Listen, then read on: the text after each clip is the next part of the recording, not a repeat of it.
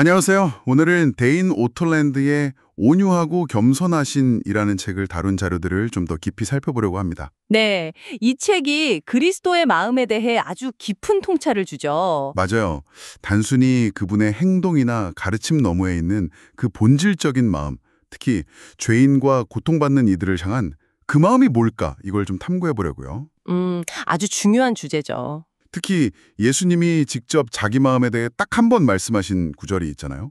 나는 마음이 온유하고 겸손하니 마태복음 11장 29절 말씀이요. 네, 정말 놀라운 선언이죠. 예, 보통 우리가 생각하는 신의 모습과는 좀 다르게 느껴질 수도 있고요. 그렇죠. 그리고 예수님이 육신을 입으셨고 그 인성을 영원히 버리지 않으신다는 점도 중요할 것 같아요. 지금도 그 마음이 우리를 향해 있다는 거니까요. 맞습니다. 그 관점을 가지고 시작하면 좋겠네요. 그래서 그 온유하고 겸손하다는 게 그냥 어떤 기분 상태가 아니라는 거죠. 네, 그분의 존재 자체를 움직이는 어떤 핵심 동력 같은 거예요. 온유함은 뭐랄까 부드럽고 다정한 태도고요. 겸손함은 스스로를 낮춰서 누구나 쉽게 다가올 수 있게 하는 그런 상태를 말하죠. 아하, 그러니까 막 다가가기 어렵고 그런 분이 아니라는 거네요. 그렇죠. 복음서를 보면 그게 그냥 말이 아니라는 걸 알 수 있어요. 나병 환자나 막 슬픔에 잠긴 사람들 앞에서 그 연민이 정말 넘쳐나잖아요. 그 헬라어 단어 언급도 흥미로웠어요. 스플랑크니즘 아니었나요? 네, 스플랑크니조마이. 이게 그냥 동정심 정도가 아니라 거의 뭐 내장 깊은 곳에서부터 나오는 아주 강렬한 감정을 의미하거든요. 와, 근데 더 놀라운 건 아시겠지만 구약의 율법과는 반대로 정결하신 그분이 부정한 사람을 만졌을 때 예수님이 부정해지는 게 아니라 그 사람이 정결해졌다는 거예요. 맞아요. 그분의 만지심 자체가 정결함을 전파하는 통로였다는 거군요. 바로 그거죠. 그분의 성품 자체가 그런 힘을 가진 거예요. 와, 그런데 그 자비와 연결해서 그리스도의 기쁨이 자비를 베푸는 데 있다는 개념도 참 인상 깊었어요. 네, 히브리서 12장 2절에도 나오죠. 십자가를 참으신 이유가 그 앞에 있는 기쁨 때문이었다고요. 토마스 구두인이라는 분은 우리가 은혜를 구할 때 오히려 그분의 기쁨이 더 커진다고 했다고요? 맞아요. 우리가 뭔가 달라고 할 때 그분이 귀찮아하시는 게 아니라 오히려 우리의 필요 자체가 그분의 기쁨을 자극한다는 거죠. 와, 이건 진짜 우리의 어떤 계산적인 생각과는 완전 다른데요? 그렇죠. 그래서 히브리서 4장 15절에서도 우리 연약함을 동정하신다고 하고 5장 2절에서는 우리를 온유하게 다루실 수 있다고 하잖아요. 죄는 없으시지만 모든 시험을 받으셨기에 우리를 깊이 이해하신다는 거죠? 네, 바로 그겁니다.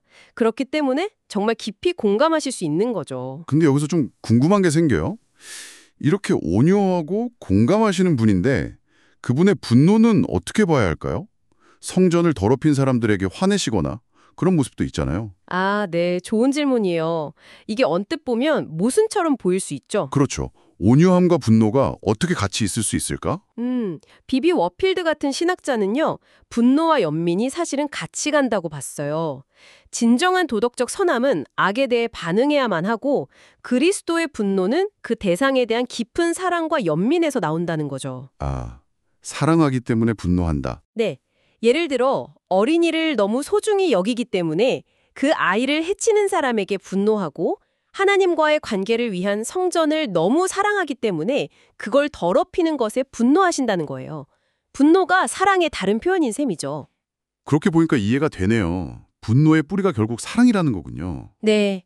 이건 구약에서 하나님의 자비가 그분의 본성이고 형벌은 오히려 그분께 좀 낯선 일이라고 표현된 것과도 연결돼요. 이사야 28장 말씀이죠. 맞아요. 출애굽기 34장에서 하나님이 자신을 드러내실 때도 자비, 은혜, 노하기를 더디하심, 인자, 진실 이런 긍정적인 속성을 길게 말씀하시잖아요. 그렇죠. 심판에 대한 언급은 상대적으로 짧고요. 그분의 본성이 어디에 더 기울어져 있는지를 보여주는 거죠. 이사야 55장 말씀도 충격적이었어요. 하나님의 길이 우리보다 높은 이유가 그분의 풍성한 용서 때문이라뇨? 네, 보통 우리는 하나님의 높은 기준이나 능력을 생각하는데 성경은 오히려 용서에 있어서 우리와 차원이 다르다고 말하는 거죠.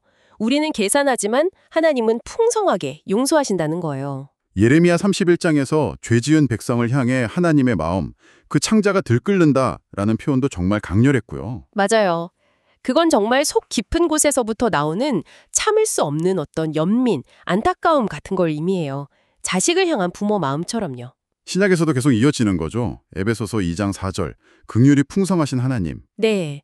성경 전체에서 하나님을 풍성하다, rich라고 묘사한 유일한 속성이 바로 그 긍휼이라고 해요. 그 풍성함이 우리의 그 깊은 절망, 죄로 인한 죽음 상태까지도 해결하신다는 거고요. 그렇죠.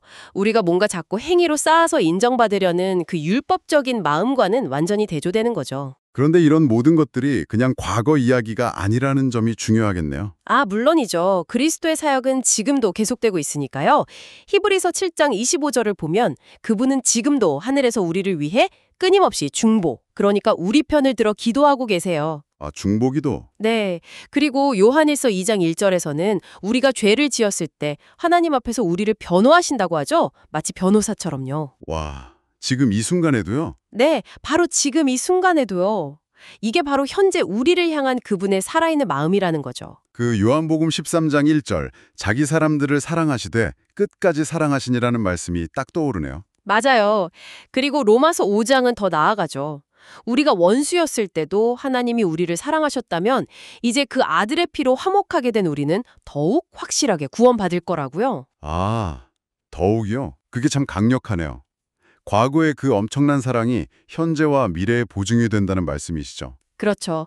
흔들릴 수 없는 보증인 거죠. 오늘 이렇게 쭉 이야기를 나눠보니 결국 그리스도의 마음 가장 깊은 곳에는 온유함과 겸손함이 자리하고 있고 그 마음은 본능적으로 죄짓고 상처받은 우리 같은 사람들에게 끌린다는 거네요. 네, 그리고 그 사랑은 일시적인 게 아니라 끝까지 간다는 거고요. 이게 우리가 뭔가 잘못하면 바로 심판이나 어떤 조건적인 반응을 예상하는 우리의 본능과는 참 다른 것 같아요. 맞아요. 우리의 그 계산적이고 율법적인 마음과는 너무 다른 하나님의 풍성하고 너그러운 마음에 대한 이야기죠. 마지막으로 그 토마스 구딘의 질문이 인상 깊었어요. 마음이 있습니까? 하늘에서 내려와 당신을 위해 죽으신 그분은 당신을 반 이상 마중 나올 것입니다. 당신이 그분의 마음을 안다면 그분께 갈 것입니다. 네, 정말 강력한 도전이죠. 이 그리스도의 마음에 대한 지식을 넘어서 정말 이 온유하고 겸손하고 풍성한 마음을 우리 삶에서 실제적으로 경험한다는 건 어떤 의미일지 한번 깊이 생각해 볼 만한 것 같습니다. 그렇죠. 어쩌면 이게 조나단 에드워즈가 말했던 그리스도의 아름다움을 더 깊이 알아가는 시작점이 될 수도 있겠고요. 네, 오늘 귀한 통찰 나눠주셔서 감사합니다. 네, 저도 즐거웠습니다.